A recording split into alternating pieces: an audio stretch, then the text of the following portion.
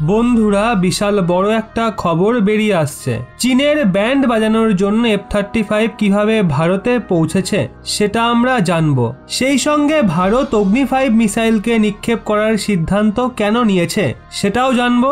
LAC-তে আর কি কি হচ্ছে সেগুলো আপনাদের জানাবো, তাই শেষ অবধি সঙ্গে থাকুন। বন্ধুরা, আপনারা জানেনই গত কিছু সময় ধরে একবার পুনরায় ভারত ও চীনের মধ্যে বিবাদ প্রচন্ড বেড়ে গেছে, কিন্তু এইবার যে বিবাদ হয়েছে সেটা লাদাখ সেক্টরে নয়, বরং অরুণাচল প্রদেশ সংলগ্ন LAC-তে হচ্ছে। আর ওখানে সিচুয়েশন আরো খারাপ হতে যাচ্ছে। ওদিকে আবার চীন পাকিস্তানের সহায়তায় ভারতের বিরুদ্ধে আরো একটা ফ্রন্ট খোলার চেষ্টা করছে। পাকিস্তানের নিজের দেশেই গৃহযুদ্ধের মতো অবস্থা হয়ে আছে। চীনের বিরুদ্ধে ভারত এবার মারাত্মক প্রস্তুতি নিয়ে বসে আছে। ভারতের যে তোপ রয়েছে সেগুলো ওখানে রেডি টু ফায়ার পজিশনে অরুণাচল প্রদেশে লাগিয়ে দেওয়া হয়েছে। যে কোনো সময় ওখানে বিশাল ঝামেলা বাঁধতে পারে। ওদিকে ভারতের সমর্থনে আমেরিকাও পূর্ণরূপে ফুঁসছে।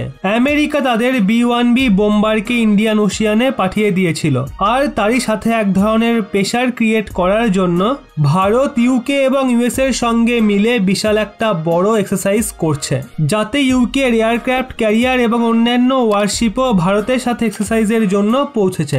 আর ওই ক্যারিয়ারেই F-35 সদ্যই ল্যান্ড করেছে, অর্থাৎ একভাবে F-35 ভারতে এসে গেছে। তো ভারতের মিত্র দেশগুলোর পক্ষ থেকেও চীনের ওপর প্রেশার ক্রিয়েট করা হচ্ছে। এদিকে আপনারা জানেনই F-35 কে বর্তমানে দুনিয়ার সব থেকে উন্নত এয়ারক্রাফট বলে মনে করা হয়। সেই সঙ্গে বন্ধুরা, ভারত অগ্নি 5 মিসাইলও নিক্ষেপ করতে চলেছে। কিছু সপ্তাহ আগেই আপনাদের বলেছিলাম অগ্নি 5 এর MIRV টেকনোলজির সাথে একটা পরীক্ষা হবে, কিন্তু ওই সময় এই পরীক্ষা পিছিয়ে দেওয়া হয়েছিল।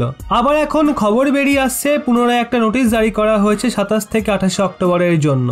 এর ফলে অনেক প্রেশার পড়বে চীনের মাথায়, কারণ ওই তারিখে ভারত অগ্নি 5 মিসাইল নিক্ষেপ করবে MIRV টেকনোলজি ইন্টিগ্রেট করে। আর অগ্নি 5 ভারতের সব থেকে খতরনাক মিসাইল, তো এই একটা পরীক্ষায় সোজা সংকেত যাবে চীনের কাছে। LAC-তে ক্রমশই শক্তি বাড়িয়ে চলেছে চীন, এবার পাল্টা জবাব দিতে হবে ভারতকেও। সূত্রের খবর, চীনা হুমকি মোকাবিলায় ভারত সীমান্তের কাছাকাছি এলাকায় পিনাকা এবং Smerch multiple rocket launcher system মোতায়েন করেছে। সেনা সূত্রে খবর, এই অস্ত্র ব্যবস্থা মোতায়েন করা হয়েছে আসামে। পিনাকা ওয়েপেন সিস্টেম হলো একটা রকেট আর্টিলারি সিস্টেম। এটি একটি আলাদা প্রযুক্তি। সমুদ্র পৃষ্ঠ থেকে 34 কিলোমিটার পর্যন্ত এলাকায় লক্ষ্যমাত্রা বসানো যেতে পারে।